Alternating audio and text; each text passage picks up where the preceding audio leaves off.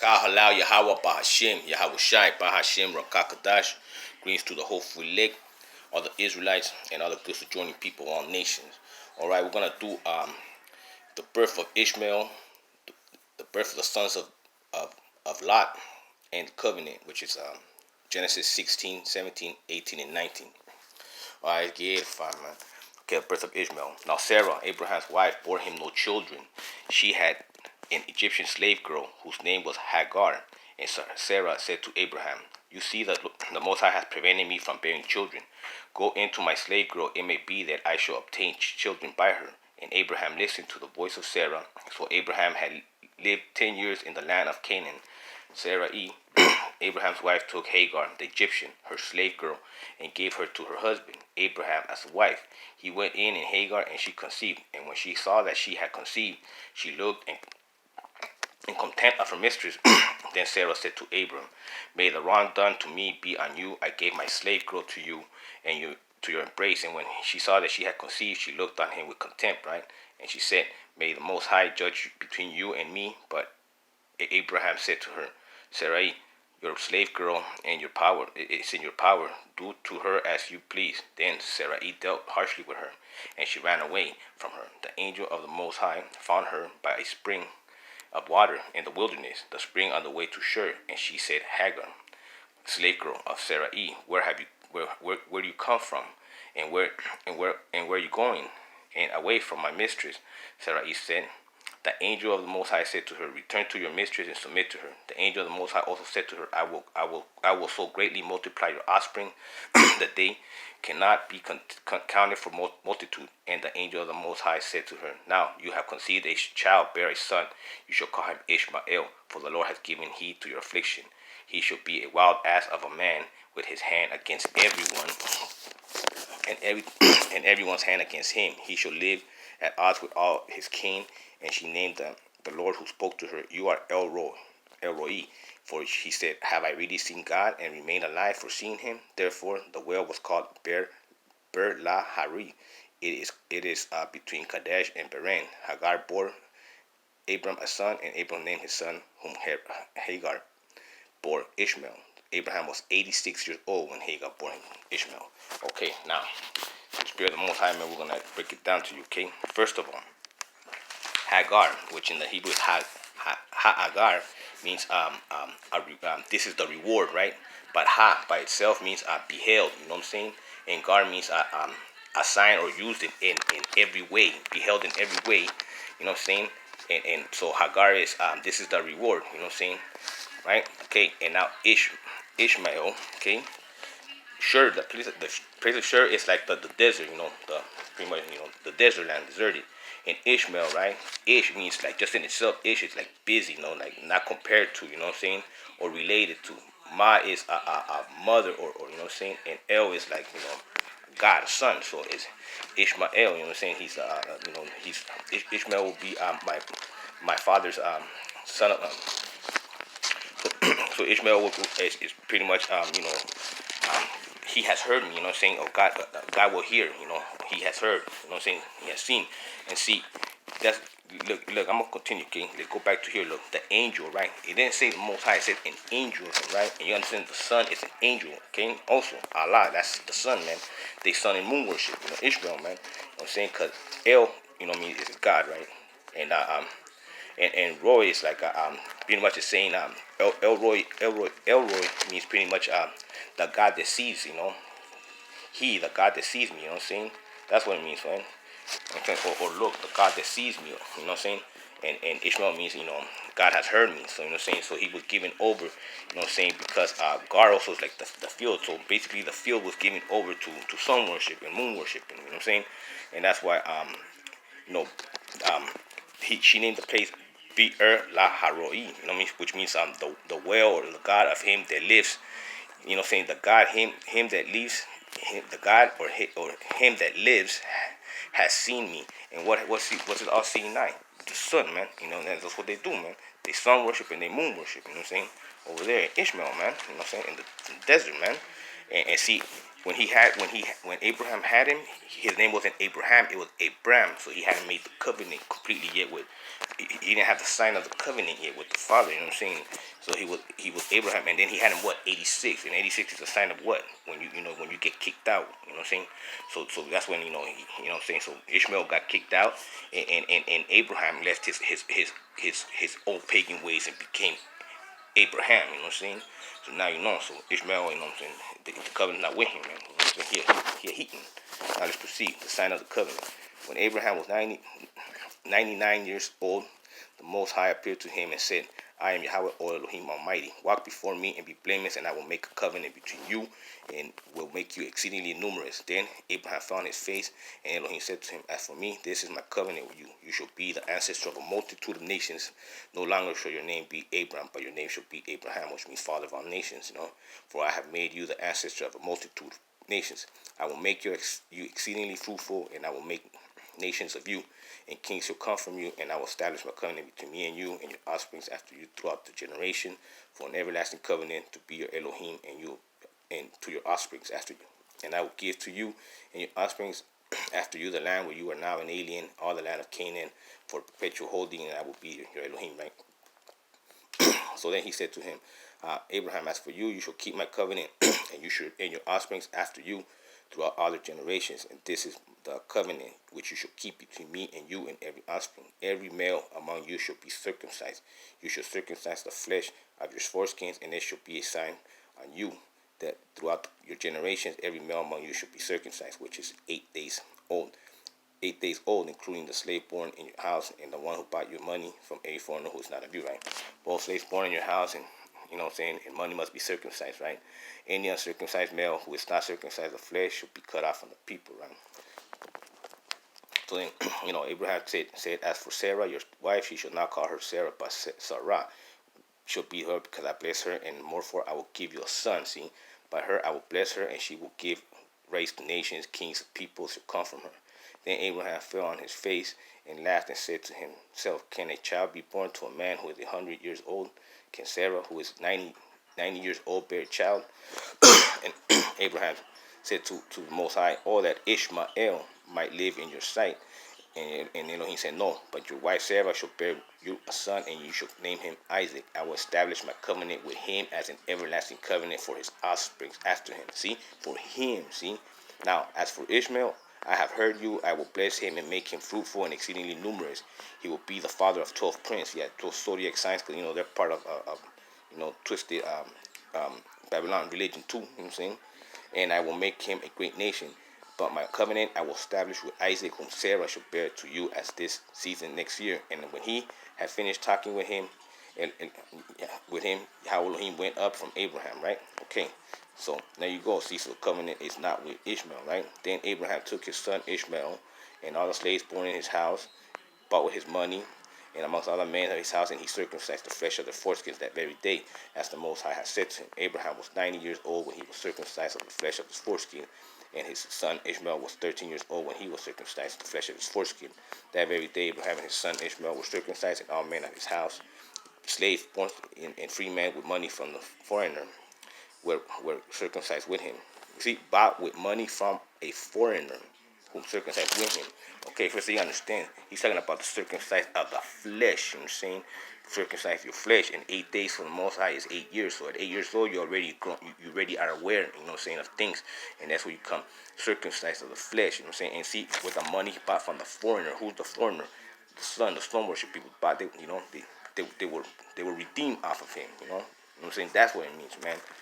Recognize, man, because in Genesis and Deuteronomy it says here that no man is allowed that has a cuts in his penis deformation, which I read yesterday. But let's proceed though. A son promised to Abraham, right? Now, the Most High appeared to Abraham by oaks of Mamre. As he sat on the entrance, he looked up, and 3 men standing near him. When he saw them, he ran from the entrance to meet them and bowed down to them. He said, My Lord, if I find favor where you do not pass by your servant, let a little water be brought and wash your feet and rest under the tree. Let me bring bread that you may refresh yourselves, and after that you may pass on, since you have come to your servant. So they said, do as you have said, and Abraham hastened to the tents of Sarah and said, make ready quickly 3 measures of choice flour, meal, and cakes. Abraham ran to the herd and took a calf, tender and good, and gave it to the servants who hastened to prepare it. Then he took curds and milks and calves that he had prepared and set it before them. And they stood by there under the tree and they ate, right? They said to him, where is your wife, Sarah? You know, those three men, man, he said it was 3 stars in the belt of Orion, man, who sit under the palm tree, you know what I'm saying? Life. We're from Orion, people, you better recognize that shit. Then he took and set it before them, right? And you know, under the tree while they ate, right, they said to him, where is your wife Sarah? See, because the covenants with, you know, Isaac, you know what I'm saying? There they said, I will surely return to you in due season, and your wife shall have a son. See, you know, right, have a son. And Sarah was listening at the tent, and behind him now Abraham and Sarah were old, advanced in age, and it had ceased to be with Sarah after the manner of women. So, see, because Isaac was born on the 3 stars of Orion, just like Mashiach, just like many others. We're from Orion, people. Get that right. So now, see, after I had grown old and my husband is old, shall I have pleasure? Then Yahweh Elohim said to Abraham, why did Sarah laugh and say, shall I indeed bear a child now that I'm old? Is anything too wondrous for the Most High? At the said time I will return to you in due time, and Sarah shall have a son. But Sarah denied saying it because she was afraid. Now, she said judgment and pronounced on Sodom, right? Then the men set out from there, and they looked towards Sodom, and Abraham went with them and set their way. Now the Most High said, shall I hide from Abraham what I'm about to do, seeing that Abraham shall become a great nation, and all the nations of the earth shall be blessed in him? No, for I have chosen, you know what I'm saying, because of that seed, the Orion seed, came the Messiah, man. Him that he may be charged, his children and his household after him, to keep the way of the Most High, so that the Most High may bring out about for Abraham what he has promised. Then the Most High said, how great is this outcry against Sodom and Gomorrah, and how very grave their sin. I must go down and see whether they have done altogether according to the outcry that has come to me, and if not, I will know. So when the men turned from there and went towards Sodom, while Abraham remained standing before the Most High, then Abraham came and said, will you indeed sweep away the righteous with the wicked? Suppose there are 50 righteous within the city. Will you then sweep away the place and not forgive him for the righteous who are in there? For be it from you to do such a thing, to slay the righteous with the wicked, so that the righteous fare as the wicked. For be that from you, shall not the judge of all the earth do what is just? And the Most High said, if I find a Sodom 50 righteous in the people, I will forgive the whole place for their sake. Abraham answered, let me take it upon myself to speak to the Most High, and I who am but dust and ashes. Suppose 5 of the 50 righteous are lacking. Will you destroy the city for a lack of 5? I will not destroy it if I find 45 there. Suppose 40 are found there. And he answered, for the sake of 40, I will not do it. Then he said, oh, do not let the Lord be angry if I speak. Suppose 30 are found there. He answered, I will not do it. If 30 there, let me take it upon myself to speak to the Most High. If 20 are found there, he said, for the sake of 20, I will not destroy it. Then he said, oh, do not let the Lord be angry. I speak just once more. Suppose 10 are found there. He answered, to the sake of 10, he said, for the sake of 10, I will not destroy you. And then the Most High went his way, and he finished speaking to Abraham and returned to his place. Okay, man, I'll start there real quick, man. Okay, so Sodom and Gomorrah is that place right there by the Indian Ocean, man. Right there, you know, where it's connected right there to like Indonesia, part of Australia. You know what I'm saying? All that got bombed by comets, man. And there's a lot of tar pits there. You know what I'm saying? And there's scars there all the time. That's why in other areas you always have earthquakes and whatnot. All right, hey, that's where it's at, man. You know, you could go and look through your own research if you want. You know what I'm saying? But there it is, that area right there by the Indian Ocean, man. And that's why, you know, Lot went east after that. He went to what's Asia now and India and all that from there. You know, because all that area right there, all those heatings, they've been going off forever. Now, the depravity of Sodom. The 2 angels came to Sodom in the evening, and Lot was sitting in the gateway of Sodom. When the Lot saw them, he rose to meet them and bowed to his face. And please, by my lords, he said, turn aside to your servant's house and spend the night. Remember that Lot it means a veil, a covering. You know what I'm saying? You know what I'm saying? And he says, wash your feet, then then I can rise early and go on your way.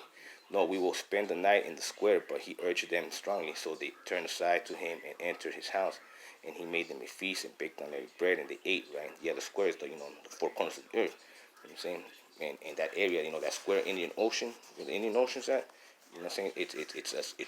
It's connected to four continents. You know what I'm saying? Africa, part of Europe, Africa, by Asia right there, and by Australia, right there, in a little bit of Eastern Europe. Go just look it up if you want.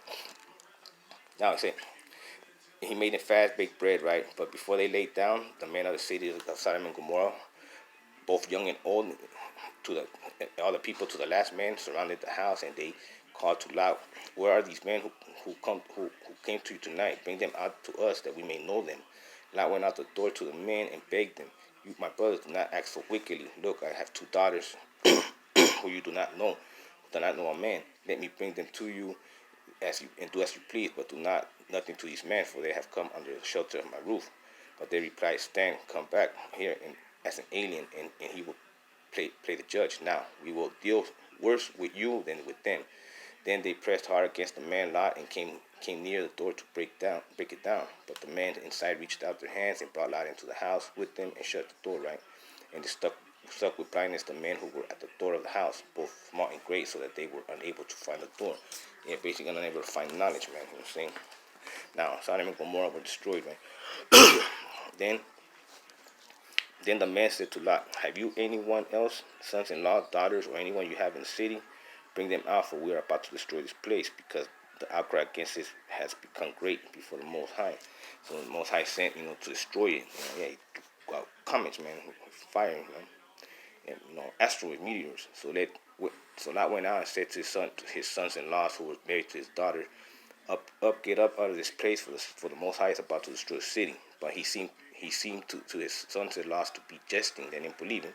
When the morning dawned, the angels urged Lot, saying, "Get up, take your wife and your daughters who are here, or else you will be consumed in the punishment of the city." But he lingered, so the man seized him and his wife and his two daughters by the hand, and the Most High being merciful to him, and they brought him out and led him outside the city. When they had brought them outside, they said, "Flee for your life, do not look back for anywhere in the plain. Flee to the hills, or else you will be consumed." And Lot said to them, "Oh no, my Elohim, your servant has found favor with you, and you have shown me great kindness in saving my life. But I cannot flee to the hills, for the fear of disaster will overtake me, and I will die. Look, the city is near enough to flee to, and it is a little one. Let me escape there. Is it not a little one? And my life will be saved." He said to him, "Very well, I will grant you this favor too, and I will not overthrow the city of which you have spoken. Hurry, escape there, for I can do nothing until you arrive there." Therefore the city was called Zoar. The sun had already risen on the earth when Lot came to Zoar. That means they were already sun worshipping in the east, because Zoar means something in a city, or something that rises and the sun rises, but it's insignificant or smaller. You know what I'm saying? They say it's, it ain't no God, man. Basically. Now, then the Most High rained on Sodom and Gomorrah sulfur and fire. See, that's from the comments, man. From the Most High out of heaven. See, and he overthrew those cities and all the plains and all the inhabitants of the cities and what grew on the ground. But Lot's wife became behind him, looked back, and she became a pillar of salt. Yeah, because all that area right there is pillars of salt and tar pits and whatnot, man. There's signs of a disaster there. And Lot's wife was Sodom and Gomorrah. You know what I'm saying? Spiritually and physically, and person and in spirit and in landmass, all three. Now Abraham went early in the morning to the place where he had stood before the Most High, and he looked down towards Sodom and Gomorrah and towards the land of the plain, and saw the smoke of the land going up like the smoke of a furnace. See, so it was that when the Most High destroyed the cities of the plain. How Elohim remembered Abraham and sent Lot out of there midst of the overthrow, when he had overthrown the cities which Lot had settled. Yeah, we see.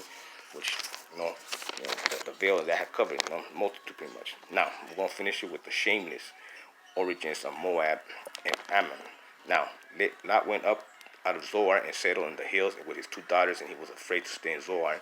So he lived in a cave with his two daughters, and his firstborn said to the younger, "Our father is old, and there is no man on earth to come in on us after the manner of all the world.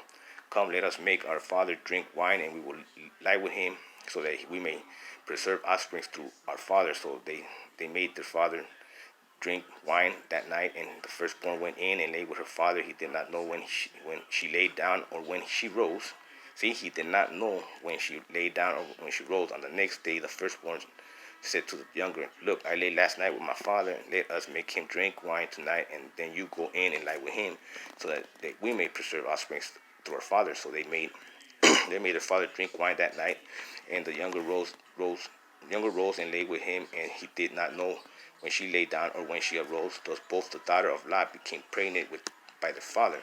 The firstborn, whose name was Moab, he is the ancestor of the Moabites to this day.